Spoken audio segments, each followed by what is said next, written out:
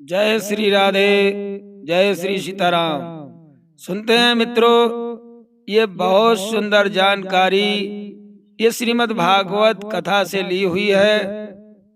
ये कथा है उस अगासुर की जो बहुत ही विकराल था, जिसके भय से देवता भी गुफाओं में छुपा करते थे। उसका नाम क्या था? उसका नाम था अगासुर, जो एक बहुत ही विशाल अजगर था, जिसकी लंबाई 1 योजन की थी। 1 योजन का मतलब है 4 कोस, जो 4 कोस में फैला हुआ था। एक पर्वत की गुफा जैसा लग रहा था। उसका भगवान श्याम सुंदर ने कैसे वध किया, और ये अगासुर कौन था? तो सुनते हैं अगासुर के पूर्व जन्म की कथा।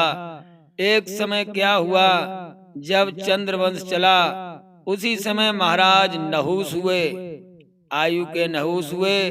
और महाराज नहुस ने घोर तपस्या की। जब कठिन तपस्या की, उसी समय भगवान ब्रह्मदेव प्रकट हो जाते हैं। कहने लगे वरदान मांग लो। एक राजा नहुस कहने लगे, हमने पृथ्वी का राज तो भोग लिया, अब मैं स्वर्ग का राज चाहता हूँ। तो मुझे कृपा करके आप राज देने की कृपा करें।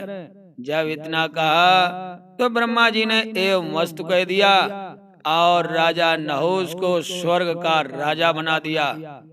इधर इंद्र बहुत परेशान थे, सोच रहे थे ये तो हमारा सिंहासन छीन चुका है, अब मैं क्या करूं? तो इंद्र इधर उधर भटकने लगे। लेकिन उनकी पत्नी, जिसका नाम था सची, ये बहुत ही सुंदर थी। इंद्राणी के रूप का बखान भला कौन कर सकता है। एक समय क्या हुआ, राजा नहुस इधर उधर भ्रमण कर रहे थे। उसी समय सची के महलों की तरफ इनकी नजर पड़ी। तो सची के रूप को देखकर राजा नहुस मोहित हो गए। माना कि अप्सराएं तो इंद्रलोक में बहुत थीं, लेकिन सची के रूप को देखकर राजा नहुस मोहित हो गए। और मोह सकल व्याधन कल मूला, मोह तो समस्त व्याधियों की जड़ ही है। तो इनके अंदर काम वासना जागृत हो गई। अब ये रात में जैसे पलंग पर लेटे, तो इन्हें नींद नहीं आ रही थी। चेहरा सची का इनके आंखों के सामने आ रहा था और जा रहा था। वही मुस्कान, वही उड़ता हुआ आंचल, अब इनको वही नजर आ रहा था। सुबह को राजा नहुस जगे, तो समस्त कार्यों को न देखा, केवल सची के महलों की तरफ ही देख रहे थे। सोचने लगे, इसके साथ मेरा विवाह भी हो जाए। जब मैं राजा ही बन गया हूँ, तो ये रानी हमारी क्यों नहीं बन सकती है? उसने देवताओं के द्वारा उसने ये आज्ञा भेजी कि सची से कहो हमारे साथ आकर के सिंहासन पर बैठे और हमारी पटरानी बनना स्वीकार करे।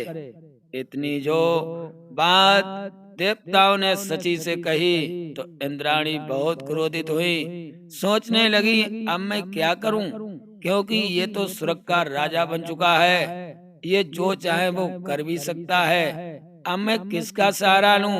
पति तो हमारे इधर उधर भटक रहे हैं, अब मैं कहाँ जाऊं? इसी विचार में डूबी हुई सची के मन में विचार आया कि जब कोई समस्या आगे खड़ी हो जाती है, तो गुरु के पास जाना चाहिए।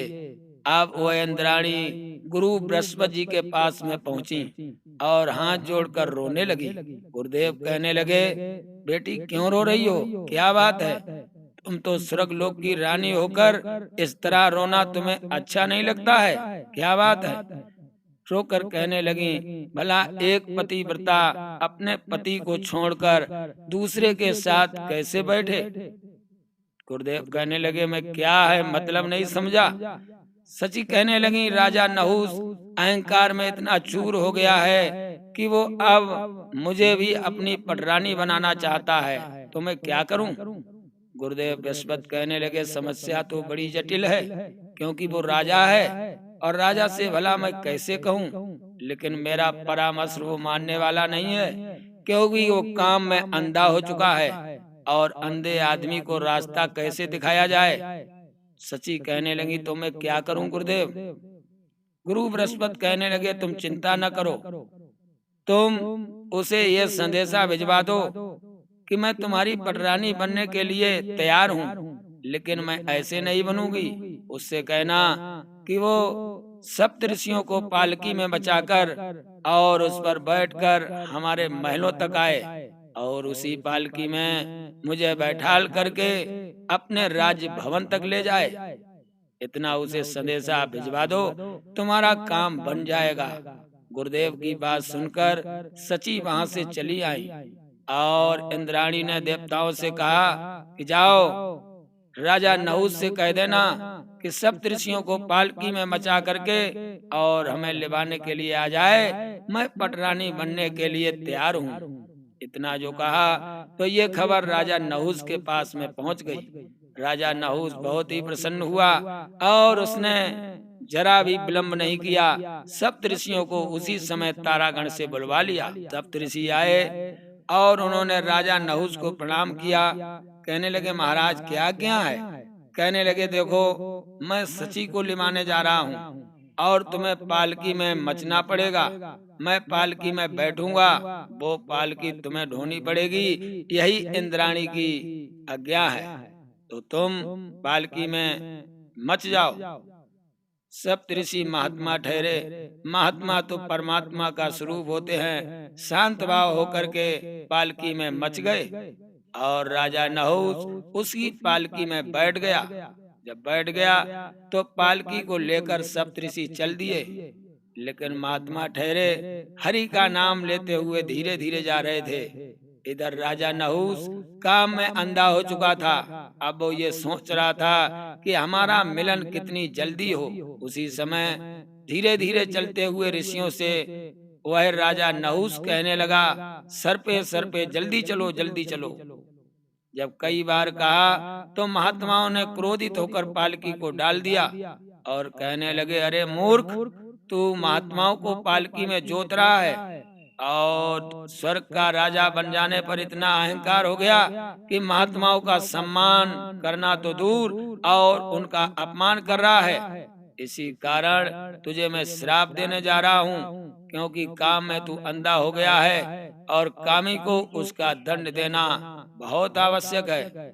उसी पर महात्माओं ने उसे सर पे कहने के अनुसार उसे सर्प योनि में होने का श्राप दे दिया। जब उसे श्राप लग गया तो राजा नहुस गिड़गिड़ाने लगा और महात्माओं की स्तुति करने लगा।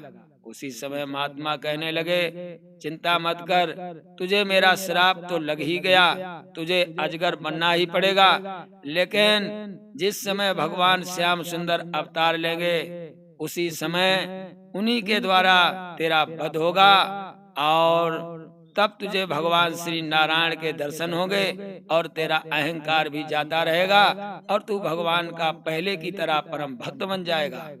इतना कहकर महात्मा चले गए। वही आकर के अगासुर नाम का अजगर हुआ, जिसका भाई बकासुर था और इसकी एक पूतना भी थी जिसका नाम, इसकी एक बहन भी थी जिसका नाम पूतना था। तो अगासुर को जब कंस ने भेजा तो ये विकराल मुख फैलाकर बैठ गया।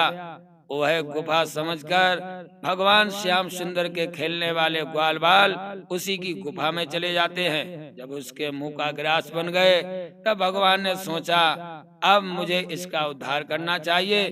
तब भगवान श्याम सुंदर उसके मुख की गुफा में घुसकर और जैसे उसने मुख बंद किया, भगवान ने अपना आकार बढ़ा दिया, उसका गला रुंध गया और वह प्राणहीन हो गया। उसकी प्राण ज्योत निकल करके भगवान श्री नारायण में समाहित हो गई, भक्त वसल भगवान में विलीन हो गई।